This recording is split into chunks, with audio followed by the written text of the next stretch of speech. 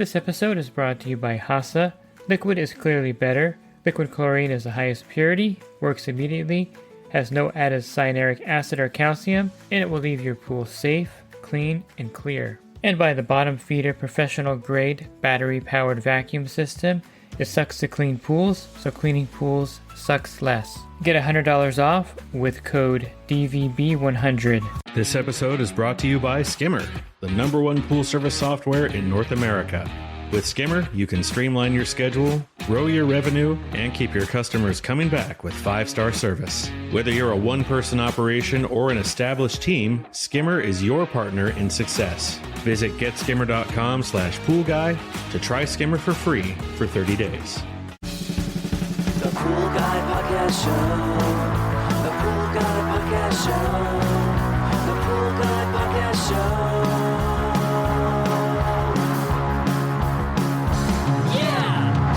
Hi, welcome to the Pool Guy Podcast Show. In this episode, I sit down with Terry Arko, and we go over some things in the industry that are pressing. We're going to talk about sodium bromide and why you can't find it in certain locations now. We're also going to talk about the most effective way to treat algae and prevent algae in a pool. And then we're going to finish talking about mixing chemicals. Unfortunately, one of the pool pros in the industry lost his life when he mixed 2 chemicals together and it caused an explosion. So we'll address that in part 3. So it's good if you listen to all 3 parts of this podcast, part 1, 2, and 3. And also in the first part, I'm going to talk to Terry and kind of introduce you to him a little bit, since we're going to make this kind of a reoccurring podcast every month or so with me talking to Terry about some pressing things in the pool industry. Are you a pool service pro looking to take your business to the next level? Join the Pool Guy Coaching Program. Get expert advice, business tips, exclusive content, and get direct support. From me, I'm a 35-year veteran in the industry. Whether you're starting out or scaling up, I've got the tools to help you succeed. Learn more at swimmingpoollearning.com. Yeah, how you doing? Oh, good. I'm just here in Dallas, so getting ready for the Pool Nation boot camp. Okay. How's that going? It just started this morning. They're doing all the hands-on stuff today. Okay. Tomorrow I'll be teaching 3 different classes on water chemistry. That's your specialty for sure. That's what they tell me. Right. I don't think you worked on a heater in many years, right? Not a whole lot. A little bit of my history is I actually, when I started in the pool industry, I got hired as a repair tech. Okay. Funny. I was 22 and the only thing I knew about pools, pumps, filters, heaters, or anything, I knew nothing. The only thing I knew about pools is you jumped in and swam in them. And for some reason, I got hired as a repair tech. It was kind of the thing of like drinking from a fire hose, right? It just like they gave me a toolbox, they threw me into it and said, I think I worked with one other guy for a week, just going out and watching him do stuff.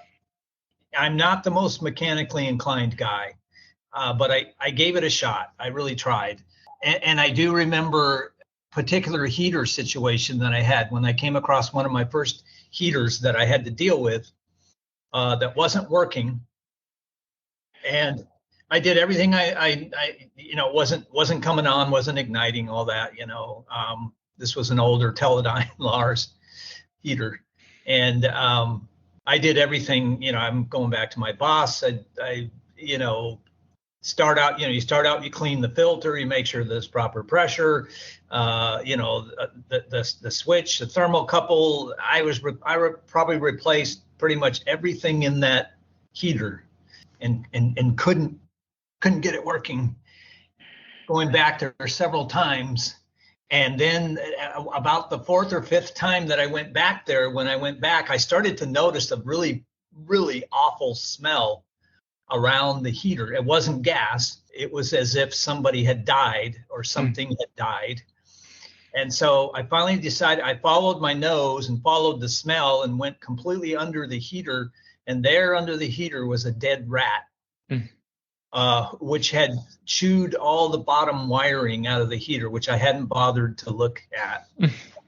And that was my first lesson in working on a heater. And anyway, that is partly the story of why I got out of doing repairs and went into just doing pool service, because I wasn't really acclimated for the physical part of it, but I did enjoy the chemistry and the water and the cleaning part of it.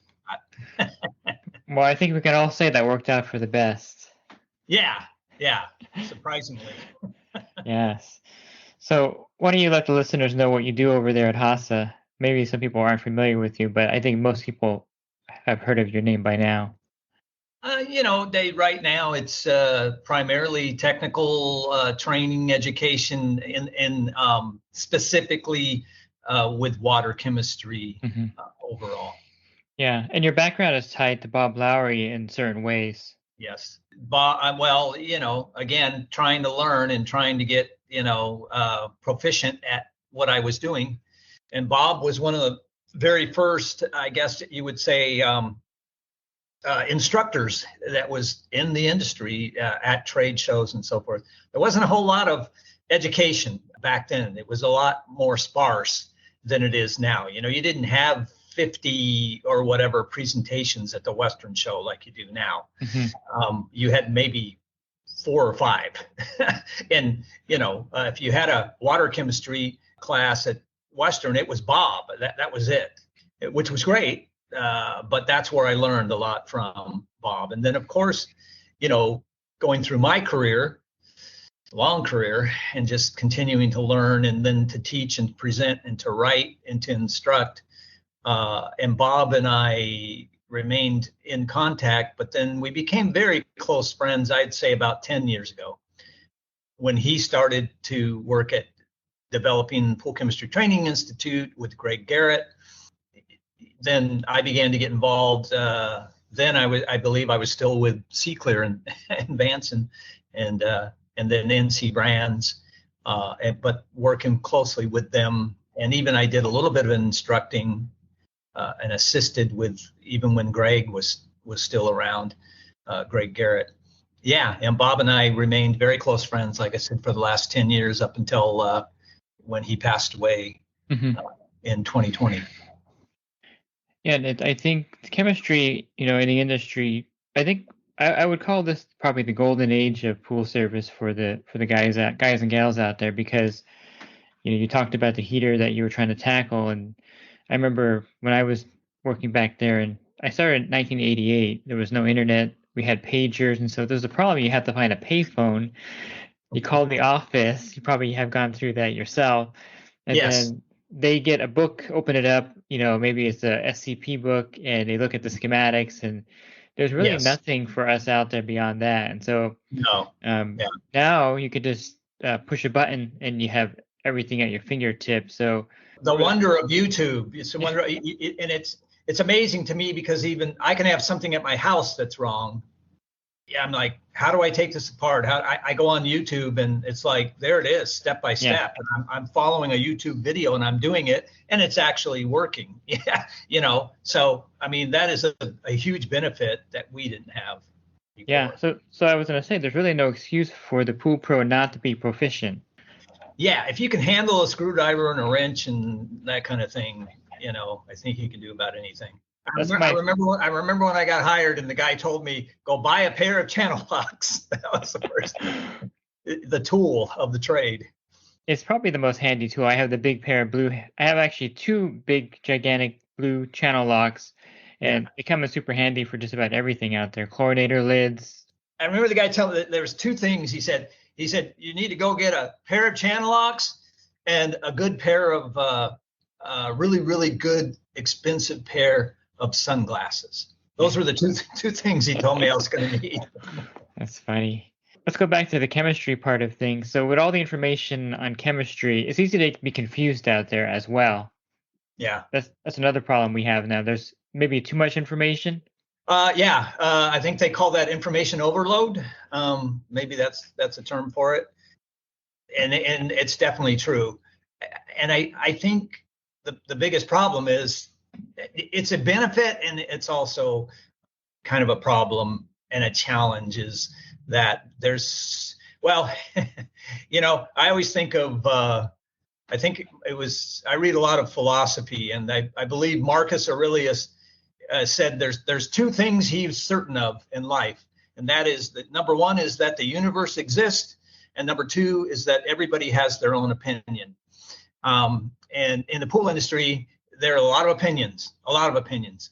I think for me, where I came across it was more so at the counter of the distributor, before we had smartphones and everything else and podcasts and everything we had now. There were a lot of opinions on how to handle an algae problem, or if you got metal stains or whatever you would do, and you'd get a lot of different opinions, and you had to kind of figure that out. Now there's so many opinions on anything to do with water chemistry, and there's so many different, there's podcasts like you have here.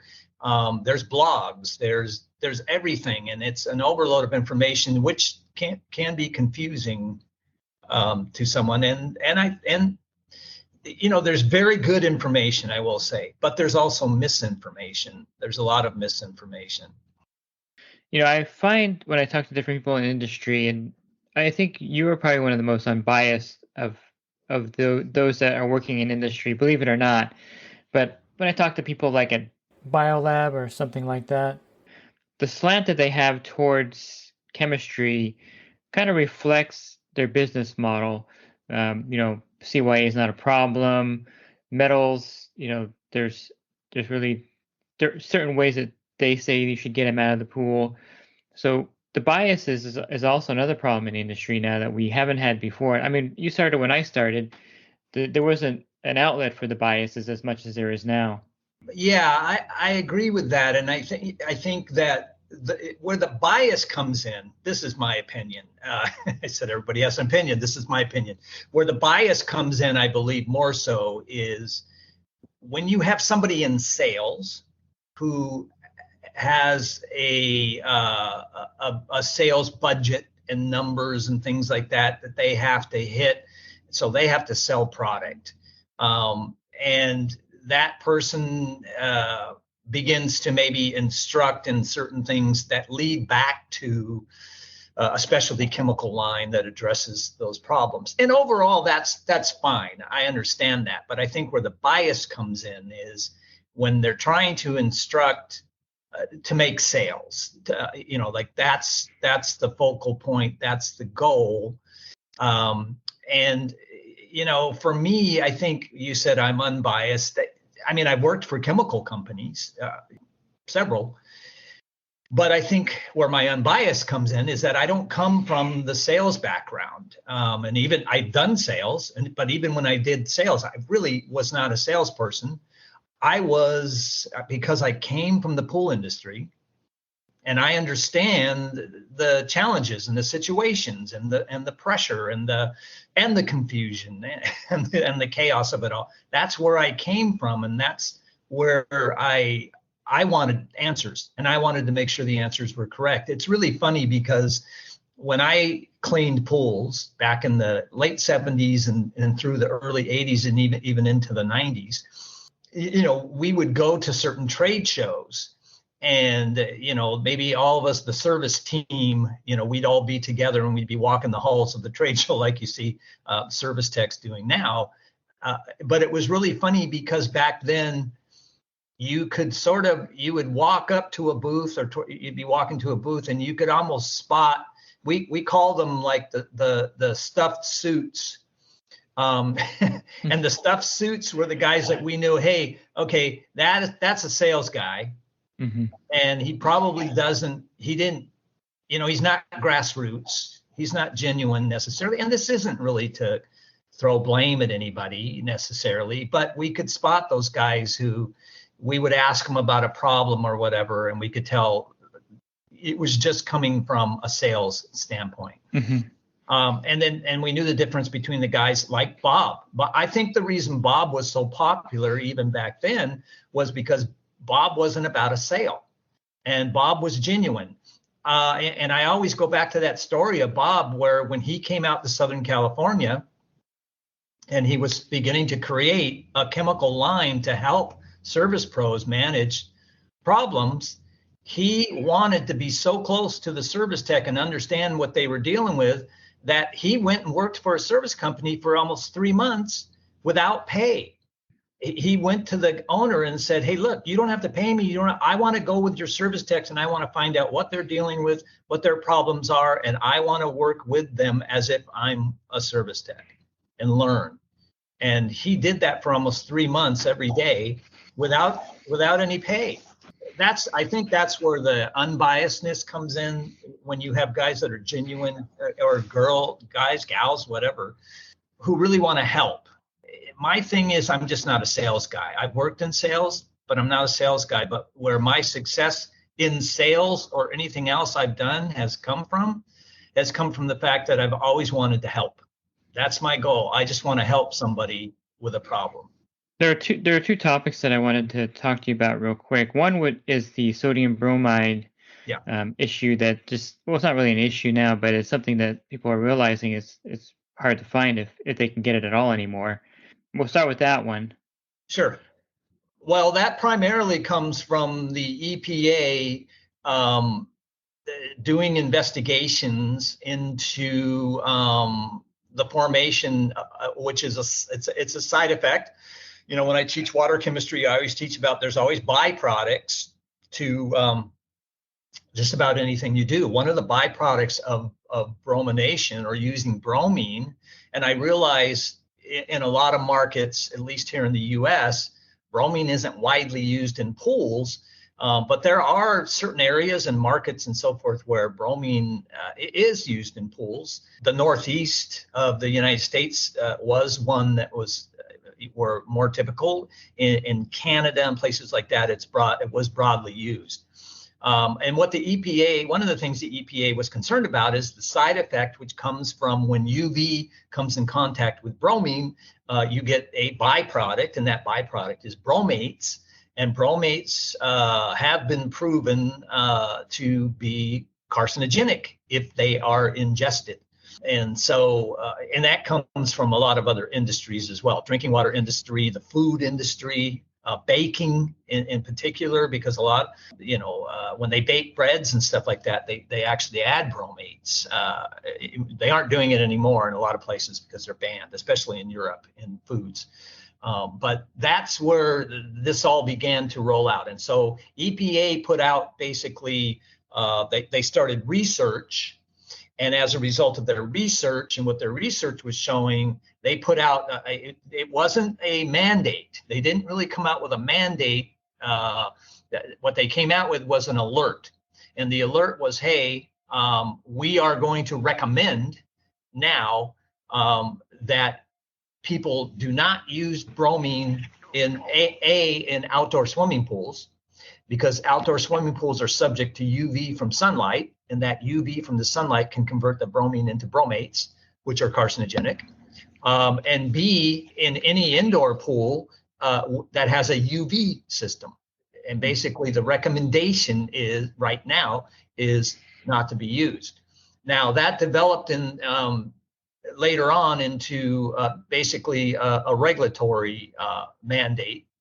Once that went out from the EPA, in particular, certain distributors, and I don't know if I can say Pool Corp or not, but Pool Corp was definitely one that, based on this notice that came out from EPA about bromates being caused by bromine, any form of bromine, a sodium bromide being added to a swimming pool that's outdoor, the byproduct is going to be bromates, and those are carcinogenic. And so they took basically a proactive approach and pulled all their sodium bromide products off the shelf. I'm not sure all distributors have gone to that length or not, but I'm going to say that's the main reason you're seeing the reduction in being able to get sodium bromide, is because companies are now beginning to react to this EPA notice that has gone out. It's funny because there were some people that were kind of signaling this much earlier. Harold Evans was one of them from Miranda. I remember he told me 4 or 5 years ago about this problem. Yeah. And then the Trouble Free Pool Forum had a lot of this information 10, 12 years ago. Yes, we've known about it for a long time. And EPA has been dealing with it and researching it for other organizations have as well.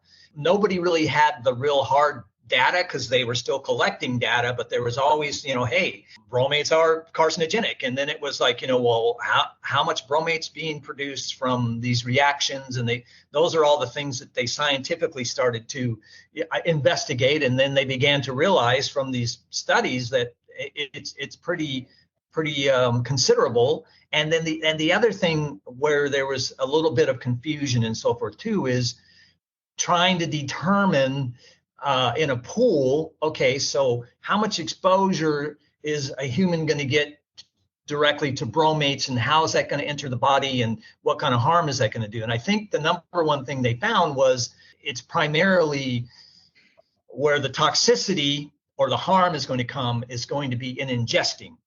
This is why they haven't gone after hot tubs as harshly as they did with pools. And outdoor pools. And it's particularly because they feel like in a pool, they're submersed, there's much more chance that water's going to go in, it's going to enter the nose or the mouth, it's going to get into the body. And they don't have a lot of data yet on skin absorption of this and what skin absorption will do. And they're still researching that, but they still don't know. So that's why in hot tubs, which you probably know, hot tubs, I'd probably say about maybe at least 40 to 55% of hot tubs overall, especially home hot tubs, probably use bromine as a sanitizer, and bromine tablets, these BCDMH tablets that we have. They haven't really gone very specifically after that because number one, they feel like people aren't going to ingest hot tub water. They're soaking in a hot tub. And again, that would be absorption, and they don't have enough proof about absorption to say we're going to ban this completely. But what they have done, and what you're going to notice if you get any kind of a bromine product for a spa or a hot tub, on the label, it will say that if you have an outdoor spa and you're using this bromine product as your sanitizer, you must have a cover on that spa, and that spa must remain covered except for during use if it's outside. And that, again, is just to prevent the UV from doing something. And in the podcast description, I'll have the link for part 2 and 3 for you, so you can listen to those as well. And I think you would definitely benefit from the second part here, where we talk about the most effective way to prevent algae and treat algae in a pool. And then, of course, in the third part, we're going to talk about safety and mixing chemicals, or not mixing chemicals, I should say. If you're looking for other podcasts, you can find those on my website, swimmingprolearning.com. On the banner, click on the podcast icon. There'll be a drop-down menu of over 1,600 podcasts. And if you're interested in the coaching program that I offer, you can learn more at poolguycoaching.com. Thanks for listening to this podcast. Have a great rest of your week. God bless. This episode is brought to you by HASA, providing products that deliver clean, healthy water for every aspect of everyday life. The bottom feeder battery-powered vacuum system, portable, powerful, and only weighs 12 pounds. And Skimmer. Get Skimmer, America's #1 pool service software. Podcast listeners can try Skimmer for free at getskimmer.com/poolguy.